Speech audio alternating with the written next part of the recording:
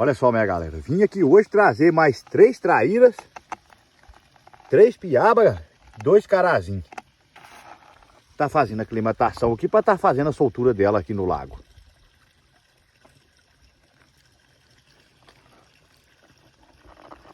Vou mostrar pra vocês aqui que cepa de traíra. Vou pegar ela aqui.